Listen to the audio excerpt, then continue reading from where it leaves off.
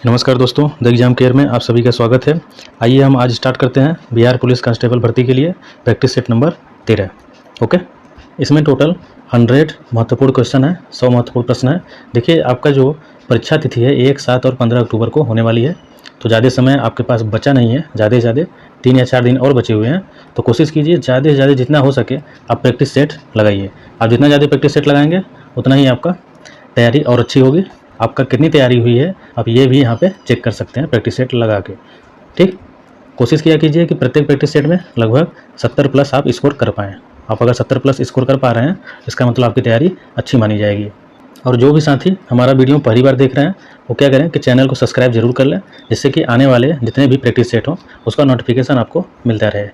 Okay, तो आइए हम स्टार्ट करते हैं अपना प्रैक्टिस सेट नंबर 13। ठीक, क्वेश्चन नंबर पहला देखते हैं। संविधान सभा के किस प्लान के तहत 1946 के अंतर्गत भारतीय संविधान का निर्माण हुआ? तो किस प्लान के तहत हमारा भारतीय संविधान का निर्माण हुआ है? तो फर्स्ट का हमारा राइट आंसर हो जाएगा ऑप्शन नंबर ए, कैबिनेट मिशन प्लान। ओके, आते हैं नेक्स्ट क्वेश्चन में। क्वेश्चन नंबर 2 देखते हैं। भारतीय संविधान के इनमें से किस अनुच्छेद में नए राज्यों के गठन, सीमाओं के फेरबदल इत्यादि से संबंधित वर्णन किया गया है? तो किस अनुच्छेद में है ये? तो सेकेंड का हमारा राइट आंसर हो जाएगा ऑप्शन नंबर डी, अनुच्छेद 3 में ऐसा प्रावधान किया गया है। क्वेश्चन नंबर 3 देखते हैं। भारतीय संविधान के अनुच्छेद 112 के तहत तैयार वार्षिक वित्तीय विवरण को क्या कहा जाता है? तो थर्ड का हमारा राइट आंसर हो जाएगा ऑप्शन नंबर सी, बजट। ठीक है, अब देखिए वित्तीय विवरण किस में होता है? बजट में ही होगा हमारा उसमें। तो आते हैं नेक्स्ट क्वेश्चन में। क्वेश्चन नंबर 4, भारतीय संविधान के अंतर्गत वैधानिक सत्ता का अधिकार किसे प्राप्त है? तो वैधानिक सत्ता का अधिकार किसे प्राप्त है? तो फोर्थ का हमारा देखिए राइट आंसर हो जाएगा डी ऑप्शन, संसद को प्राप्त है। क्वेश्चन नंबर 5 देखते हैं। भारत में महाभियोग की प्रक्रिया द्वारा किसको उनके पद से नहीं हटाया जा सकता? तो किसको नहीं हटाया जा सकता? तो हमारा देखिए 5 का राइट आंसर हो जाएगा ऑप्शन नंबर डी, प्रधानमंत्री को। प्रधानमंत्री को उनके पद से महाभियोग द्वारा, प्रक्रिया द्वारा नहीं हटाया जा सकता। बाकी मुख्य न्यायाधीश को और मुख्य चुनाव आयुक्त को, भारत के राष्ट्रपति को महाभियोग प्रक्रिया द्वारा हटाया जा सकता है। क्वेश्चन नंबर 6, भारत का उच्चतम न्यायालय इस दिन अस्तित्व में आया? तो जो उच्चतम न्यायालय है हमारा सुप्रीम कोर्ट, वो कब अस्तित्व में आया था भारत में? तो 6 का राइट आंसर हो जाएगा ऑप्शन नंबर बी, 28 जनवरी 1950 को। ओके, 7 देख लेते हैं। नागालैंड की राजकीय भाषा क्या है? तो नागालैंड की जो राजकीय भाषा है तो वो हमारी है क्या? ए, अंग्रेजी है। ठीक, नागालैंड की राजकीय भाषा हमारा क्या है? अंग्रेजी। तो 7 का ए आंसर है। आते हैं नेक्स्ट क्वेश्चन। क्वेश्चन नंबर 8, किस भारतीय राज्य ने मलखंभ को अपना राज्य खेल घोषित किया? तो कौन सा ऐसा राज्य है जो मलखंभ को अपना राज्य खेल घोषित किया है? तो 8 का हमारा राइट आंसर हो जाएगा ए, मध्य प्रदेश। ओके, आते हैं नेक्स्ट क्वेश्चन पे। क्वेश्चन नंबर 9 देखते हैं। सूर्य के फोटोस्फीयर से उत्पन्न होने वाली ऊर्जा के संक्षिप्त विस्फोटों को क्या कहते हैं? तो 9 का हमारा राइट आंसर हो जाएगा बी, सौर प्रज्वल। ओके, सौर प्रज्वल होगा। क्वेश्चन नंबर 10 देखते हैं। पृथ्वी का बाह्यतम हिस्सा कौन सा है? तो पृथ्वी का देखिए बाह्यतम हिस्सा हमारा है फर्स्ट, क्रस्ट है। जो पृथ्वी का बाह्यतम हिस्सा उसे क्या कहते हैं? क्रस्ट कहा जाता है। आते हैं नेक्स्ट क्वेश्चन में। क्वेश्चन नंबर 11 देखते हैं। माउंट सेंट हेलेना द्वीप सक्रिय ज्वालामुखी स्थित है? तो कहाँ पे स्थित है? तो 11 का राइट आंसर हो जाएगा सी ऑप्शन, संयुक्त राज्य अमेरिका में स्थित है। 12 देखते हैं। पाकिस्तान में सिंधु नदी को किस उर्दू नाम से संबोधित किया जाता है? तो जो हमारा सिंधु नदी है पाकिस्तान में किस उर्दू नाम से संबोधित करते हैं? तो 12 का राइट आंसर हो जाएगा ऑप्शन नंबर सी, दरिया ए सिंधु। ओके, आते हैं राइट नेक्स्ट क्वेश्चन में। क्वेश्चन नंबर 13, हम्बनटोटा बंदरगाह किस देश में स्थित है? तो हम्बनटोटा बंदरगाह हमारा देखिए किस देश में स्थित है? तो 13 का राइट आंसर हो जाएगा ऑप्शन नंबर बी, श्रीलंका में स्थित है। 14 देख लेते हैं। खासी, गारो और जयंतिया पहाड़ियाँ स्थित हैं? तो जो गारो, खासी, जयंतिया हैं कि पहाड़ियाँ कहाँ स्थित हैं? तो हमारा देखिए राइट आंसर हो जाएगा 14 का ऑप्शन नंबर ए, मेघालय में स्थित है। वहाँ की देखिए जनजाति भी गारो, खासी, जयंतिया पाई जाती है। आते हैं नेक्स्ट क्वेश्चन पे। क्वेश्चन नंबर 15, झील एशिया की सबसे बड़ी ताजे पानी की झीलों में से एक है? तो कौन सी झील है जो एशिया की सबसे ताजे पानी की झील है?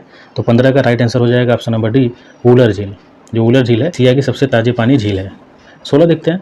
गांधी सागर बांध किस राज्य में स्थित है? तो जो गांधी सागर बांध है किस राज्य में है? तो 16 का राइट आंसर हो जाएगा ऑप्शन नंबर ए, मध्य प्रदेश में स्थित है, एमपी में। ओके, आते हैं नेक्स्ट क्वेश्चन। क्वेश्चन नंबर 17 देखते हैं। भारत में श्वेत क्रांति का जनक किसे माना जाता है? तो श्वेत क्रांति का जनक जो है ये माना जाता है option number B, Verghese Kurien. जो वर्गीज कुरियन है उन्हें ही श्वेत क्रांति का जनक माना जाता है। जो श्वेत क्रांति है दूध से संबंधित होता है ये। आते हैं 18 में, भारत के निम्नलिखित में से किस शहर का उपनाम सिटी ऑफ जॉय है? तो सिटी ऑफ जॉय किस शहर का नाम है, जो उपनाम है किस शहर का नाम है? तो 18 का हमारा राइट आंसर हो जाएगा ऑप्शन नंबर ए, कोलकाता। तो सिटी ऑफ जॉय किसको कहा जाता है? कोलकाता शहर को। आते हैं नेक्स्ट क्वेश्चन में। तो क्वेश्चन नंबर 19, निम्नलिखित में से कौन सी मगध साम्राज्य की राजधानी थी? तो मगध साम्राज्य की राजधानी कौन थी? तो 19 का राइट आंसर हो जाएगा ऑप्शन नंबर राजगीर। राजगीर जो थी मगध साम्राज्य की राजधानी थी। आते हैं नेक्स्ट क्वेश्चन में। क्वेश्चन नंबर 20, अशोक के प्राचीनतम प्राप्त अभिलेख में से किस लिपि में लिखे गए हैं? तो जो प्राचीनतम प्राप्त अभिलेख हैं किसके? अशोक के, किस लिपि में लिखे गए हैं? तो 20 का राइट आंसर हो जाएगा हमारा ऑप्शन नंबर सी, ब्राह्मी लिपि। ओके, 21 का देखते हैं। चोल राजवंश के अंतिम शासक कौन थे? तो जो चोल वंश था उसके अंतिम शासक कौन है? तो 21 का राइट आंसर हो जाएगा option number B, Rajendra Chola तृतीय। ओके, राजेंद्र चोल तृतीय जो है चोल वंश के अंतिम शासक थे। आते हैं नेक्स्ट क्वेश्चन पे। क्वेश्चन नंबर 22 देखते हैं, निम्नलिखित में से कौन सा युग में सुमेलित है? तो कौन सा युग में सुमेलित है देख लेते हैं। खजुराहो का मंदिर, जो खजुराहो का मंदिर है कहाँ पे स्थित है? मध्य प्रदेश में। ये तो सुमेलित नहीं है। तिजारा मंदिर जो है राजस्थान में है, हाँ ये सुमेलित है, ये हमारा सही हो जाएगा। और वेंकटेश्वर मंदिर कहाँ स्थित है? ये हमारा आंध्र प्रदेश में स्थित है, तो ये हमारा गलत हो जाएगा। लिंगराज मंदिर कहाँ पे है? ये हमारा उड़ीसा में है, लिंगराज मंदिर उड़ीसा में है, तो ये तो मध्य प्रदेश दिया है, ये भी गलत हो जाएगा। तो बी ऑप्शन यहाँ पे सही है। आते हैं नेक्स्ट क्वेश्चन पे। नंबर 23, फुतुहात ए फिरोज शाही में उसकी प्रशासनिक उपलब्धियों का रिकॉर्ड दिया गया है। तो देखिए 23 का हमारा राइट आंसर हो जाएगा option number D, Firoz Shah Tughlaq. Okay, आते हैं 24 में, खानवा का युद्ध जो है किनके बीच लड़ा गया था? तो खानवा का युद्ध किनके बीच लड़ा गया है? तो 24 का देखिए हमारा राइट आंसर हो जाएगा ये, बाबर और राणा सांगे के बीच खानवा का युद्ध हुआ था। जो खानवा का युद्ध है कब हुआ था? ये हमारा हुआ है 1527 ईस्वी में। ओके, आते हैं नेक्स्ट क्वेश्चन में। क्वेश्चन नंबर 25, आगरा का लाल किला किस मुगल सम्राट द्वारा बनाया गया था? तो जो आगरा का लाल किला है, देखिए एक दिल्ली का लाल किला है, एक आगरा का लाल किला है, तो जो आगरा का लाल किला है वो किसने बनवाया है? तो 25 का हमारा राइट आंसर हो जाएगा डी, अकबर। अकबर ने आगरा का लाल किला बनवाया है, और जो दिल्ली का लाल किला है वो शाहजहाँ ने बनवाया है, इसको भी याद रखिएगा। 26 देखते हैं, मध्ययुगीन काल में सरकी राजाओं ने अटाला मस्जिद को बनवाया था, तो कहाँ बनवाया है? तो 26 का देखिए राइट आंसर हो जाएगा ऑप्शन नंबर बी, जौनपुर में बनवाया हुआ है। आते हैं नेक्स्ट क्वेश्चन। क्वेश्चन नंबर 27, निम्नलिखित राष्ट्रवादी नेताओं में से कौन मराठी समाचार पत्र केसरी के संस्थापक और संपादक थे? तो केसरी जो है के संस्थापक और संपादक कौन है? जो 27 है, इसका राइट आंसर हमारा हो जाएगा ऑप्शन नंबर ए, बाल गंगाधर तिलक। ओके, आते हैं नेक्स्ट क्वेश्चन पे। क्वेश्चन नंबर 28, 15 अगस्त 1947 को भारतीय राष्ट्रीय कांग्रेस के अध्यक्ष कौन थे? तो 15 अगस्त 1947 को जो भारतीय राष्ट्रीय कांग्रेस के अध्यक्ष थे वो थे जेबी कृपलानी थी। ठीक, आते हैं next question. Question number 29, Kheda जिले के किसानों की सहायता के लिए महात्मा गांधी ने सत्याग्रह का आयोजन किस वर्ष किया? तो देखिए जो खेड़ा एक जिला था, वहाँ पे जो सत्याग्रह महात्मा गांधी द्वारा चलाया गया था, किस वर्ष चलाया गया था? तो 29 का हमारा राइट आंसर हो जाएगा सी, 1918 में खेड़ा का आंदोलन हुआ था। 30 का देखते हैं, गवर्नर जनरल लॉर्ड डलहौजी ने किस साम्राज्य को चेरी का नाम दिया था? तो जो चेरी का नाम जो लॉर्ड डलहौजी ने दिया था, तो किस साम्राज्य को दिया था? तो 30 का देखिए हमारा राइट आंसर हो जाएगा ऑप्शन नंबर ए, अवध साम्राज्य, जो अवध साम्राज्य है चेरी का नाम दिया था। आते हैं नेक्स्ट क्वेश्चन पे। क्वेश्चन नंबर 31, दहेज प्रतिषेध अधिनियम कब लागू किया गया था? तो दहेज प्रतिषेध जो अधिनियम है ये लागू हुआ है हमारा सी ऑप्शन 1961 में, दहेज प्रतिषेध अधिनियम लागू हुआ था। 32 देखते हैं, अर्थशास्त्र में एनडीपी का पूर्ण रूप क्या है? एनडीपी का फुल फॉर्म पूछ रहा है, इसका फुल फॉर्म क्या हो जाएगा? 32 का राइट आंसर हो जाएगा देखिए इसमें option number B, net domestic product. तो नेट डोमेस्टिक जो प्रोडक्ट है वो एनडीपी का क्या है? फुल फॉर्म है। आते हैं नेक्स्ट क्वेश्चन पे। क्वेश्चन नंबर 33, खुदरा भुगतान और निपटान प्रणाली के संदर्भ में एनपीसीआई का पूर्ण रूप क्या है? तो जो एनपीसीआई है, एनपीसीआई, इसका फुल फॉर्म क्या हो जाएगा? तो 33 का देखिए राइट आंसर हो जाएगा डी, एन से क्या हो जाएगा? नेशनल, पी से पेमेंट कॉरपोरेशन, सी से ऑफ इंडिया, आई से इंडिया, तो national payment corporation of India, ये हमारा राइट आंसर है, एनपीसीआई का फुल फॉर्म। आते हैं next question. Question number 34, budget की घोषणा के लिए प्रयुक्त पारिभाषिक शब्द में निम्नलिखित में से कौन सा है? तो जो बजट की घोषणा के लिए जो हमारा पारिभाषिक शब्द है कौन सा है? तो 34 का देखिए राइट आंसर हो जाएगा ऑप्शन नंबर बी, वार्षिक वित्तीय विवरण। क्या कहा जाता है इसको? वार्षिक वित्तीय विवरण। आते हैं नेक्स्ट क्वेश्चन पे। तो क्वेश्चन नंबर 35 में देखते हैं, राष्ट्रीय बांस मिशन मंत्रालय की प्रायोजित योजना है। तो यहाँ पे देखिए राष्ट्रीय जो बांस मिशन है किस मंत्रालय की प्रायोजित योजना है, तो 35 का हमारा राइट आंसर हो जाएगा ऑप्शन नंबर ए, कृषि एवं किसान कल्याण। ओके। 36 देखते हैं, राष्ट्रीय पेंशन योजना जो एनपीएस है किसके द्वारा विनियमित है, तो किसके द्वारा विनियमित है, तो 36 का देखिए राइट आंसर हो जाएगा हमारा ऑप्शन नंबर ए, पीएफआरडीए। ओके, पीएफआरडीए का विनियमित है। क्वेश्चन नंबर 37, अमृत का पूर्ण रूप क्या है, तो जो अमृत है इसका पूर्ण रूप पूछ रहा है, तो ए से क्या होगा अटल, एम से mission for rejuvenation and urban transformation, तो ए ऑप्शन यहाँ पे सही है, ऑप्शन नंबर जो है ए ये सही है। आते हैं नेक्स्ट क्वेश्चन पे। क्वेश्चन नंबर 38, साथ ई, जो साथ ई है परियोजना निम्नलिखित में से किस क्षेत्र से संबंधित है, तो जो साथ ई है किस क्षेत्र से संबंधित है, तो 38 का हमारा देखिए यहाँ पे राइट आंसर हो जाएगा ऑप्शन नंबर सी, शिक्षा, शिक्षा से संबंधित है। 39 देखते हैं, इस्पाहो नृत्य भारत के किस क्षेत्र से संबंधित है, तो जो इस्पाहो नृत्य है किस क्षेत्र से संबंधित है, तो 39 का हमारा राइट आंसर हो जाएगा बी, लद्दाख से संबंधित है। कहाँ से, लद्दाख से। आते हैं नेक्स्ट क्वेश्चन। क्वेश्चन नंबर 40, दुल्हनों द्वारा पहनी जाने वाली पोटलोई पोशाक किस राज्य से संबंधित है, तो जो पोटलोई पोशाक है हमारा किस राज्य से संबंधित है, तो हमारा राइट आंसर हो जाएगा 40 का option number D, Manipur, Manipur से संबंधित है पोटलोई पोशाक। 41 देखते हैं, डेज ऑफ ग्रेस, जो डेज ऑफ ग्रेस है किस टेनिस लेजेंड की जीवनी है, तो किस टेनिस लेजेंड की जीवनी है क्या, डेज ऑफ ग्रेस, तो 41 का राइट आंसर हो जाएगा हमारा option number D, Arthur S. Okay, Arthur S की जीवनी है। आते हैं नेक्स्ट क्वेश्चन पे। क्वेश्चन नंबर 42, भारत में किस तिथि को राष्ट्रीय मतदाता दिवस के रूप में मनाया जाता है, तो राष्ट्रीय मतदाता दिवस के रूप में किस डेट को मनाया जाता है, तो 42 का हमारा राइट आंसर हो जाएगा ऑप्शन नंबर डी, 25 जनवरी। 25 जनवरी को हमारा राष्ट्रीय मतदाता दिवस मनाया जाता है।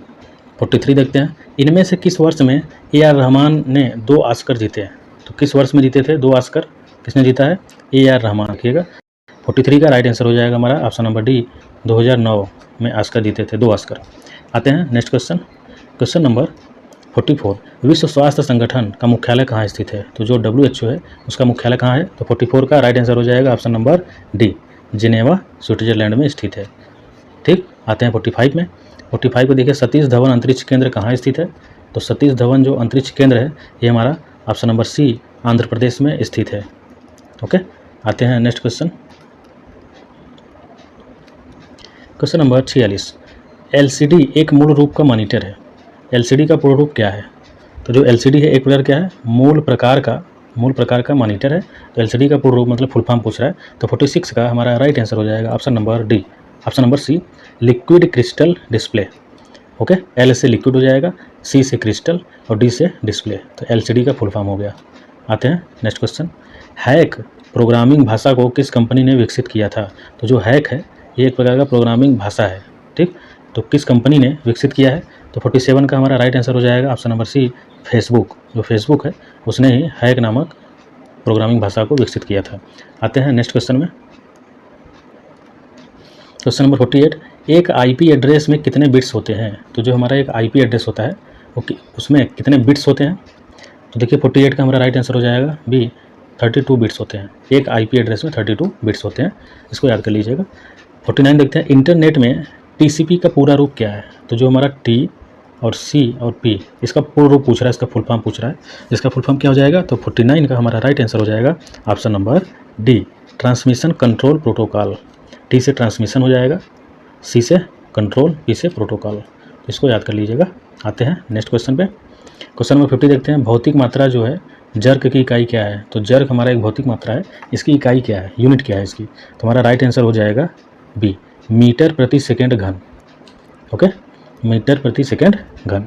आते हैं next question. Question number 51, galvanometer को किससे जोड़कर वोल्ट मीटर में परिवर्तित किया जा सकता है, हमारा देखिए गैलोनोमीटर है, ये हम इसमें क्या जोड़ दें कि हमारे ये वोल्ट मीटर बन जाए, तो 51 का हमारा राइट आंसर हो जाएगा बी, श्रेणी में उच्च प्रतिरोध। अगर हम गैलोनोमीटर में क्या करें कि देखिए क्रम हमारा एक समांतर श्रेणी होता है, एक समांतर क्रम होता है, एक श्रेणी क्रम होता है, तो दोनों क्रम में हम अगर श्रेणी क्रम में हम जोड़ दें क्या, उच्च प्रतिरोध, बहुत हाई प्रतिरोध, अगर हम रेजिस्टेंस, प्रतिरोध क्या होता है, रेजिस्टेंस इसको बोलते हैं, तो इस रेजिस्टेंस को, हाई प्रतिरोध को एक तरह से श्रेणी क्रम में हम गैलोनोमीटर में जोड़ देंगे तो हमारा क्या बन जाएगा, ये वोल्ट मीटर बन जाएगा।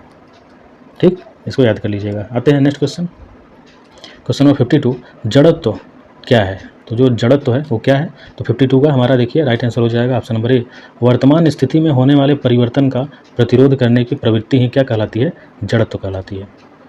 इसको याद कर लीजिएगा। ये जड़त्व का एक प्रकार का डिफिनीशन भी होता है कि कोई स्थिति अगर स्थिर अवस्था में है तो स्थिर ही रहना चाहेगी जब तक उस पर कोई बाह्य बल न लगे, और कोई गति अवस्था में है तो गति अवस्था में ही रहना चाहेगी जब तक उस पर कोई बाह्य बल न लगे। इसका मतलब है कि जो उसकी वर्तमान स्थिति होगी, चाहे गति में हो चाहे स्थिर में हो, तो उसमें होने वाला जो परिवर्तन है उसका क्या करेगी? हमेशा विरोध करेगी। उसी को प्रतिरोध भी कहते हैं। हमेशा प्रतिरोध की प्रवृत्ति उसमें होती है। ठीक, आते हैं नेक्स्ट क्वेश्चन। क्वेश्चन 53, सूर्य पृथ्वी को किस माध्यम द्वारा उष्मा देता है? तो जो सूर्य है पृथ्वी को किस माध्यम से उष्मा देता है? हीट देता है। तो 53 का राइट आंसर हो जाएगा ऑप्शन नंबर सी, विकिरण द्वारा। विकिरण द्वारा क्या करता है? कि उष्मा देता है। 54 देखते हैं, निम्नलिखित में से किस प्रकार के दर्पण में प्रकाश का पार्श्व व्युत्क्रमण प्रदर्शित होता है? तो किस प्रकार के दर्पण में? तो 54 का हमारा देखिए राइट आंसर हो जाएगा डी ऑप्शन, समतल दर्पण। तो समतल दर्पण में क्या होता है कि प्रतिबिंब जो है दर्पण के पीछे उतनी ही दूरी पे बनता है जितनी दूरी पे हम क्या करते हैं कि दर्पण के सामने वस्तु रखी गई होती है या फिर उसके सामने हम खड़े होते हैं। यह प्रतिबिंब जो है क्या होती है कि समतल दर्पण हमेशा क्या बनेगी? काल्पनिक, बराबर बनती है और हमेशा पार्श्व उल्टा बनती है। ठीक, और समतल दर्पण में प्रकाश का क्या होता है कि पार्श्व व्युत्क्रमण हमेशा प्रदर्शित करता है। कौन? समतल दर्पण। आते हैं नेक्स्ट क्वेश्चन। क्वेश्चन नंबर 55, इनमें से किसने कैंटरबरी प्रयोगशाला में काम करते समय 1932 में न्यूट्रॉन की खोज की थी? तो न्यूट्रॉन की खोज किसने की है? सीधा सीधा बता देना है। तो हमारा 55 का राइट आंसर हो जाएगा A option, James Chadwick. Okay, तो जेम्स चैडविक ने क्या किया है? न्यूट्रॉन की खोज की है। आते हैं नेक्स्ट क्वेश्चन। क्वेश्चन नंबर 56, जंग लगने के लिए 3 घटक होने आवश्यक होते हैं जो हैं। तो जंग अगर लग रहा है तो उसमें 3 चीज़ें मतलब 3 घटक उसमें आवश्यक हैं जिसके कारण जंग लग रहा है। तो कौन कौन से घटक हैं वो? तो 56 का हमारा राइट आंसर हो जाएगा ऑप्शन नंबर बी, लोहा, ऑक्सीजन और आर्द्रता। 3 चीज़ें होनी चाहिए। क्वेश्चन नंबर 57, समूह में नीचे बढ़ने पर संयोजी इलेक्ट्रॉनों द्वारा अनुभव किए जाने वाला प्रभावी नाभिकीय आवेश क्यों घटता है? ये बताना है। तो 57 का देखिए राइट आंसर हो जाएगा यहाँ पे डी, सबसे बाहरी इलेक्ट्रॉन नाभिक से बहुत दूर होते हैं, इस कारण। इसी कारण क्या होता है कि प्रभावी जो नाभिकीय आवेश है वो घटता रहता है। आते हैं next question. Question number 58, graphene के बारे में निम्नलिखित में से कौन सा कथन सही है? तो ग्रेफीन के बारे में क्या कथन सही है उसको देख लेते हैं। 58 का हमारा राइट आंसर हो जाएगा ए ऑप्शन, यह कार्बन आधारित नैनो स्ट्रक्चर है। तो जो ग्रेफीन है वो क्या है? कार्बन आधारित नैनो स्ट्रक्चर है। आते हैं 59, केशिका फीड फाउंटेन पेन का आविष्कार किसने किया था? तो जो केशिका फीड है फाउंटेन पेन, इसका आविष्कार किसने किया है? तो 59 का हमारा राइट आंसर हो जाएगा ऑप्शन नंबर सी, L.E. वाटरमैन। जो L.E. वाटरमैन है उन्होंने ही फाउंटेन पेन का आविष्कार किया था। आते हैं नेक्स्ट क्वेश्चन। क्वेश्चन नंबर 60, मानव लिंग गुणसूत्र बच्चे का लिंग निर्धारण करते हैं जहां XX का परिणाम है। तो क्या है? तो 60 का देखिए राइट आंसर हो जाएगा बी, लड़की। अगर XX है तो हमारा क्या हो जाता है? लड़की। अगर XY होगा तो क्या हो जाता है? लड़का। ठीक, यहाँ पे दिया था हमारा XX तो क्या हो जाएगा? वो लड़की। आते हैं नेक्स्ट क्वेश्चन। क्वेश्चन नंबर 61, निम्नलिखित में से कौन सा एक कोशिकीय जीव का उदाहरण है? तो एक कोशिकीय जीव का उदाहरण इसमें से कौन कौन है? तो देखिएगा हमारा राइट आंसर हो जाएगा यहाँ पे यूग्लिना भी एक कोशिकीय है, अमीबा भी एक कोशिकीय जीव है, पैरामीशियम भी एक कोशिकीय जीव है। इसका मतलब 1, 2, 3 सभी हैं। तो डी ऑप्शन यहाँ पे सही हो जाएगा, सभी विकल्प सही हैं। 61 का डी। ठीक, आते हैं नेक्स्ट क्वेश्चन। क्वेश्चन नंबर 62, हमारे शरीर की कौन सी कोशिकाएं लोकप्रिय रूप से मानव शरीर के सैनिक कहलाती हैं? तो मानव शरीर के सैनिक कौन सी कोशिकाएं कहलाती हैं? तो 62 का हमारा राइट आंसर हो जाएगा ऑप्शन नंबर बी, श्वेत रक्त कणिकाएं। तो जो WBC है इसी को श्वेत रक्त कणिका भी कहते हैं। ठीक, तो ये जो है हमारा, यही हमारा क्या है कि मानव शरीर के सैनिक भी कहलाते हैं।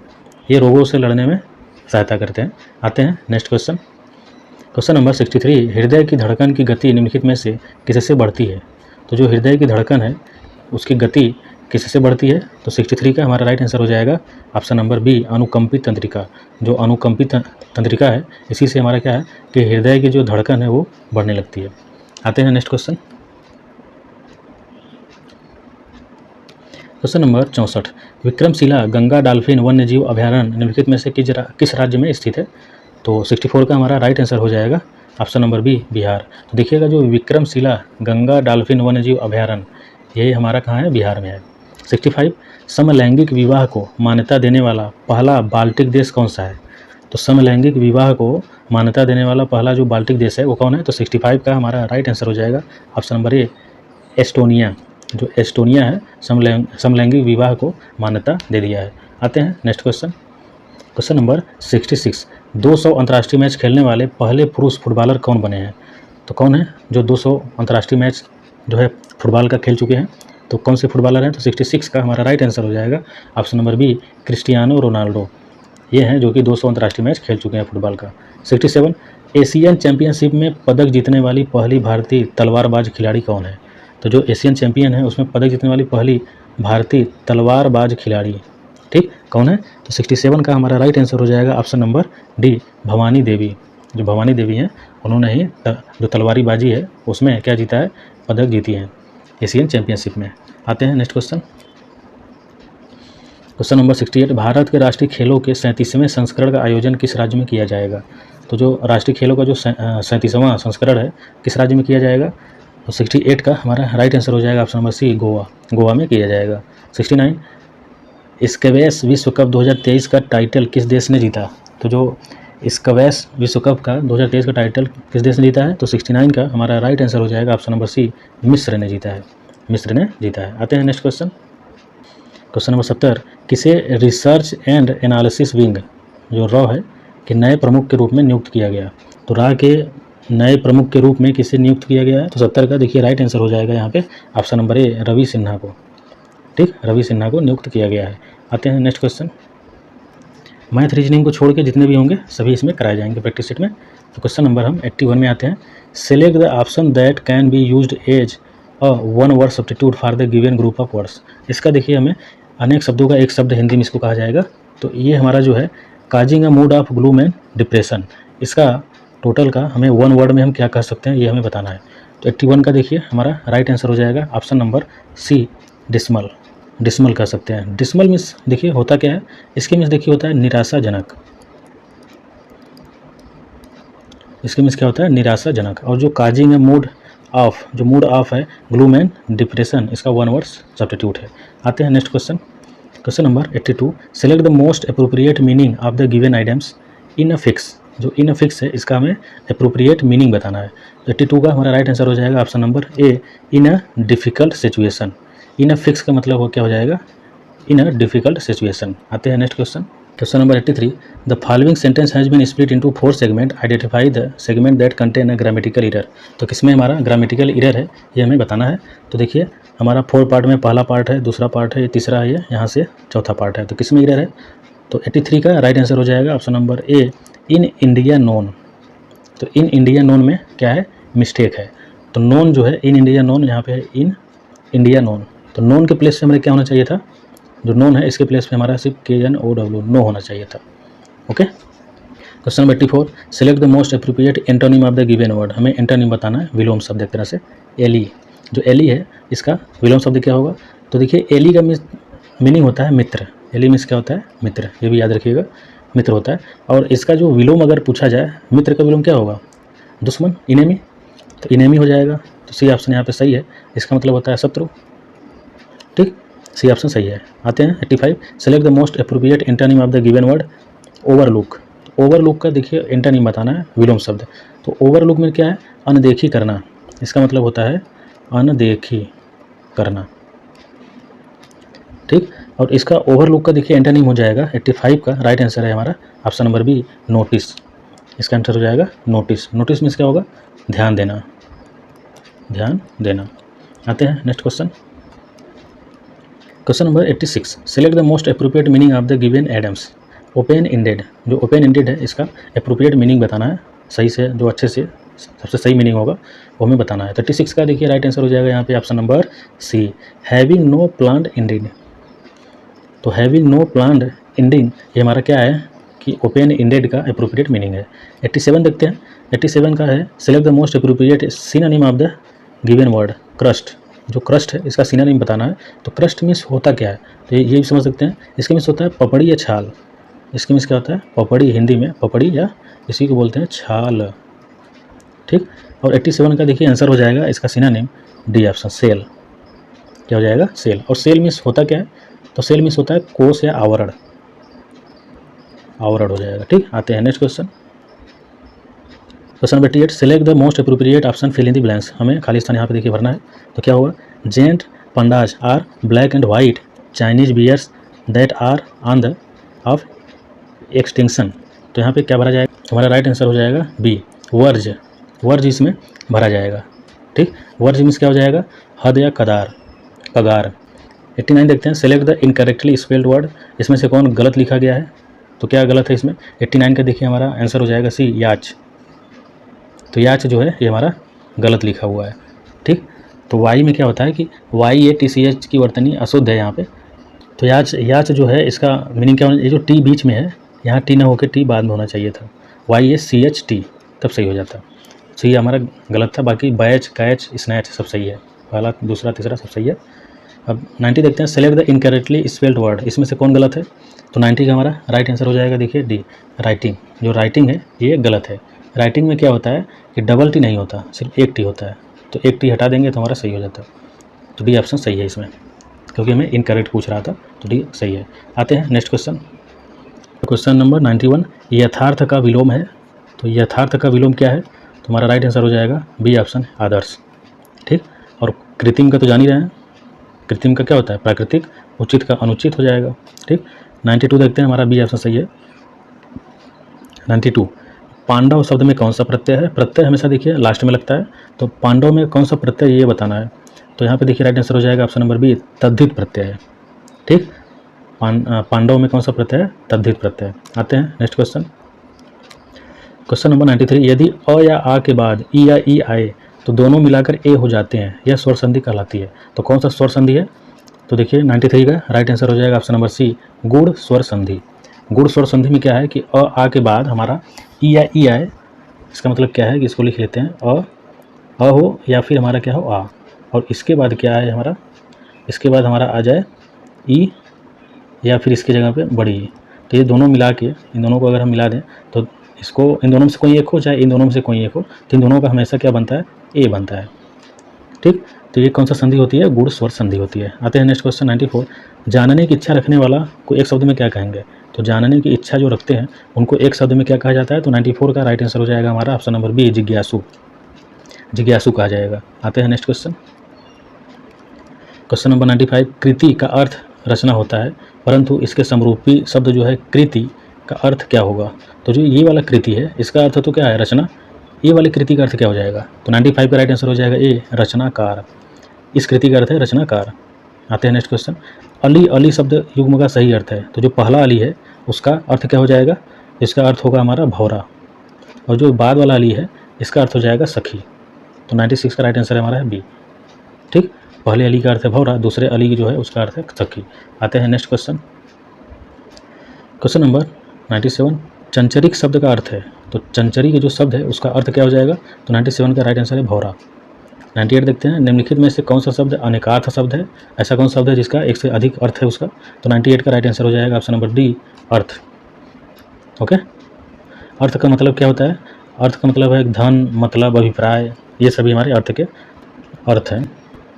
99, विप्र शब्द का समानार्थी है। जो विप्र है उसका समानार्थी क्या है? तो इसको देख लेते हैं। 99 का आंसर हो जाएगा सी, ब्राह्मण। तो विप्र के समानार्थी क्या है?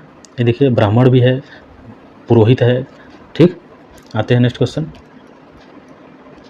क्वेश्चन नंबर 100, निम्नलिखित में से एक समुद्र का पर्यायवाची शब्द नहीं है। तो जो समुद्र है उसका पर्यायवाची इनमें से कौन सा नहीं है? तो 100 का राइट आंसर हो जाएगा जलाधिप। जलाधिप जो है समुद्र का पर्यायवाची नहीं है। बाकी जलधाम, जलनिधि, जलधि सभी समुद्र के ही पर्यायवाची हैं। कौन नहीं है? देखिए, नहीं के बारे में कर रहा है, जलाधिप नहीं है। तो दोस्तों यहाँ पे हमारा प्रैक्टिस सेशन समाप्त हो चुका है। उम्मीद करता हूँ कि आपको वीडियो पसंद आया होगा। अगर आपको वीडियो अच्छा लगे तो लाइक ज़रूर कीजिए और साथ ही में चैनल को सब्सक्राइब भी जरूर कर लीजिएगा, ताकि हम आपके लिए ऐसे प्रैक्टिस सेशन जितने भी हो सके ज़्यादा से ज़्यादा ला सकें। तो मिलते हैं अगले वीडियो में, तब तक के लिए नमस्कार।